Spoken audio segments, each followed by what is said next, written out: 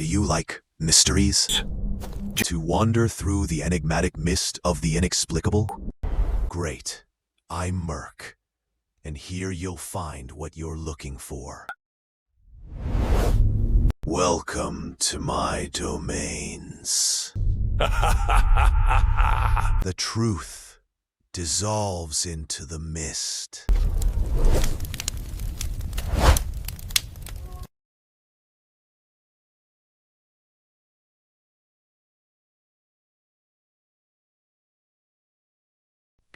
Imagine for a moment that your entire life, every choice, every city, every stranger you pass, is not a series of random accidents, but the careful, silent work of an invisible thread, a thread not made of silk or cotton, but of something far more ancient and terrifying, a force the Chinese called the red thread of fate. It is said that this thread is tied around your ankle at birth, perhaps around your pinky finger, and the other end is tied to the soul you are destined to be with, tied by the ancient gods who watch from the void, and nothing in the physical world can sever it, for it can stretch, tangle, or become impossibly long, but it will never break. Consider the weight of that for a moment, for if this thread is real, then free will is merely an illusion, a comforting lie we tell ourselves to feel in control, meaning every heartbreak you endured was a necessary detour, and every missed connection was the universe bending the thread to ensure you arrive at the exact right place at the exact right time. This idea has existed for centuries in East Asian mythology, but in recent years it has resurfaced with a vengeance, going viral on TikTok in 2024 and 2025, igniting a global conversation about fate, coincidence, and the invisible architecture of our lives.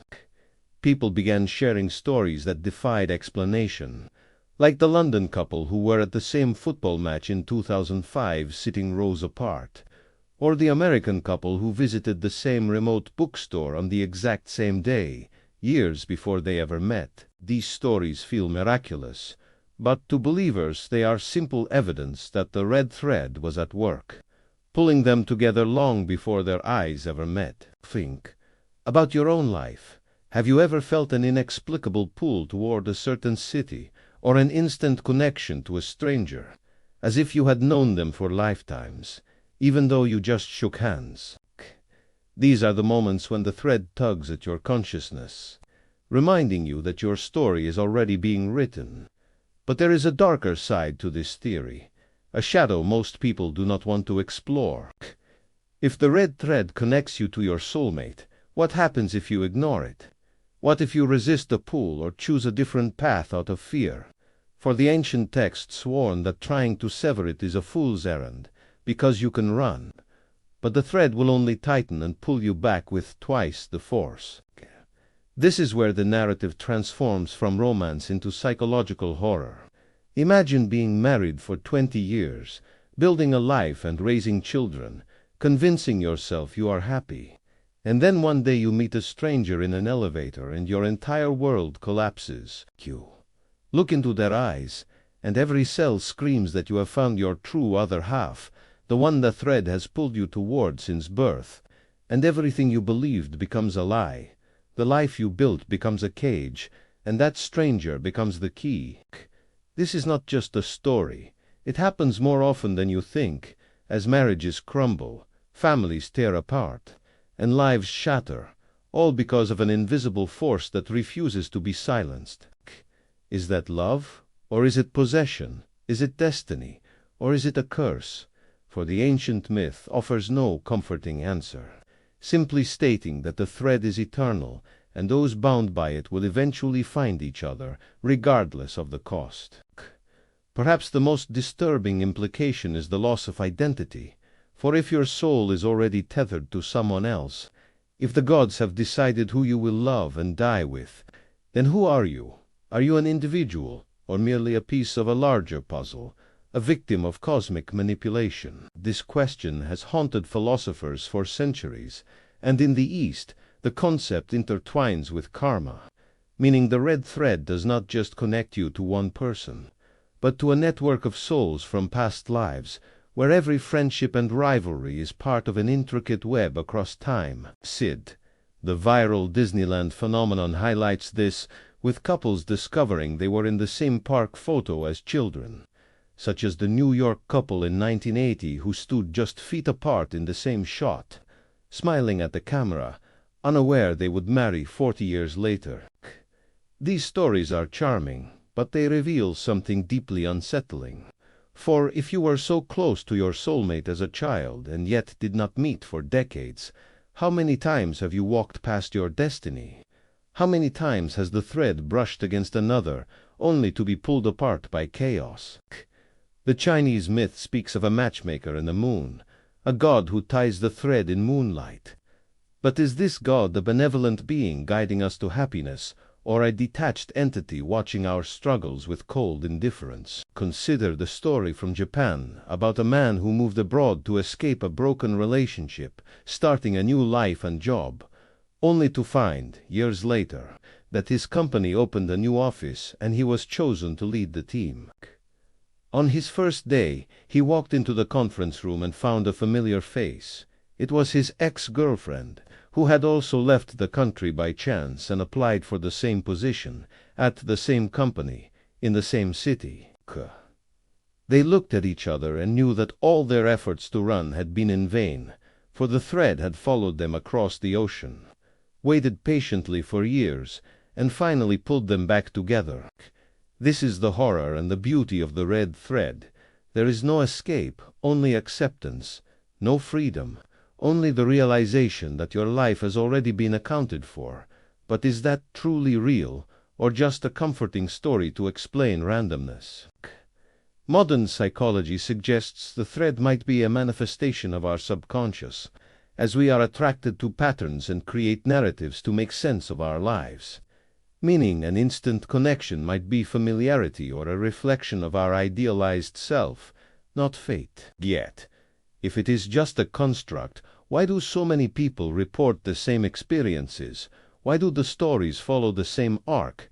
And why do we all feel, at some point, that we are being pulled in a direction we did not choose? There is something primal about this theory, something that resonates across cultures, appearing as the red string in Japanese folklore, the soulmate connection in Jewish mysticism, and the twin flame in the modern era, because it addresses a universal human fear, the fear of being alone in an indifferent universe, and the desperate need to believe our suffering has purpose and that someone, somewhere, is waiting for us.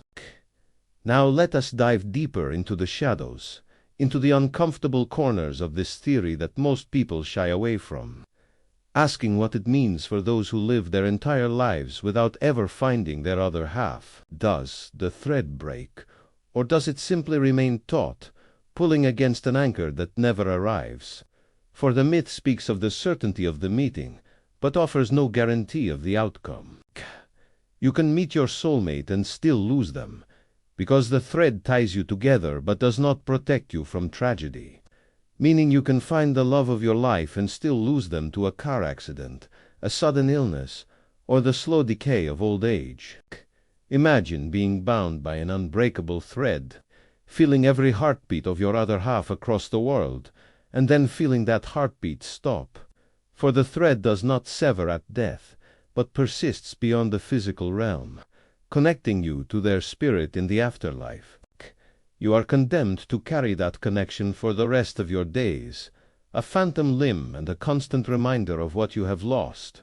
And this is the true horror of the red thread. It guarantees connection, not happiness.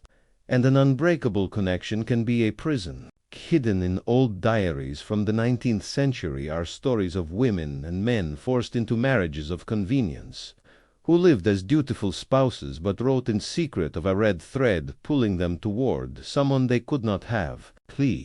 These letters speak of a lifetime of longing, of a silent, unspoken love that burned inside them for decades, an agonizing reminder that their lives were a compromise.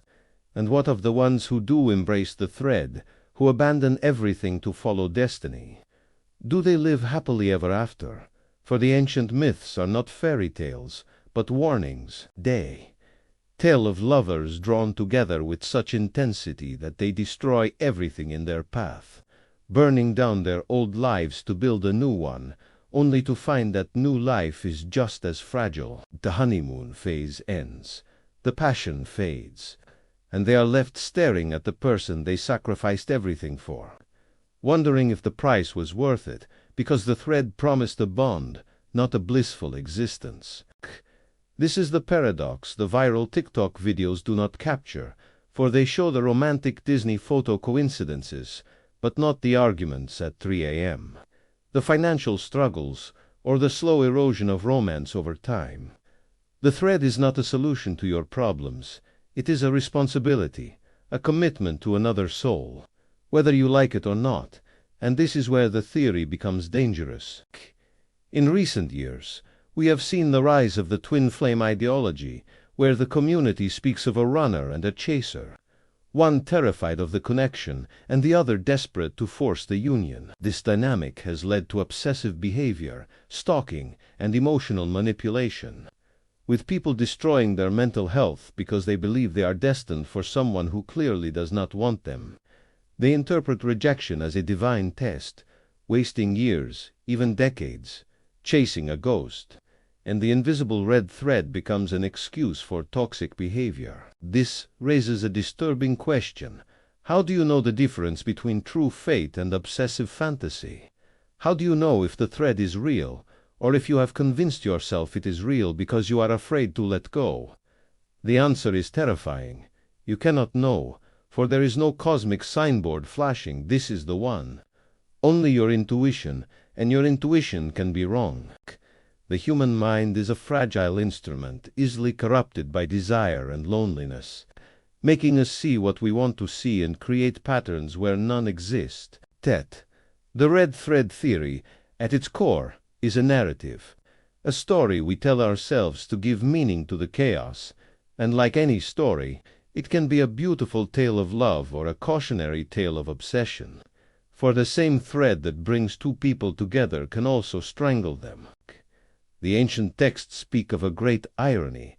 The thread is tied by the gods, but mortals choose how to walk the path. And you can walk toward it or away, but the thread remains, the one constant in a universe of variables. In a world that constantly changes, where love fades and dies, the red thread is permanent, a guarantee that you are not alone, for even if you are old and gray and have given up hope, the other end is tied to someone else. They are out there right now, walking the earth, perhaps in your city. Perhaps you have passed them 1,000 times or already met them without realizing, but the thread is pulling you closer with every second. Every decision guides you toward that final meeting, a slow, agonizing process, but it is happening right now, and you do not have to do anything but surrender. This is the final, terrifying truth. It requires you to let go of control and trust in something you cannot prove, to have faith in a universe that can be cruel, believing that every heartbreak was a lesson and every detour a necessity. But what if it is all a lie? What if there is no thread and we are just floating through a meaningless void? For then we are truly alone. And yet, by watching this, you have already chosen to believe, because that deep, primal need for connection is stronger than logic, stronger than fear, and it is the reason we love, grieve, and hope. So look at the strangers around you, for your thread might be attached to any one of them, reaching across the globe or across the street, and one day it will pull you close enough to see them clearly, and in that sacred second, the silence of the universe will finally make sense. Did you like this mystery? And what is your theory? Leave your thoughts in the comments.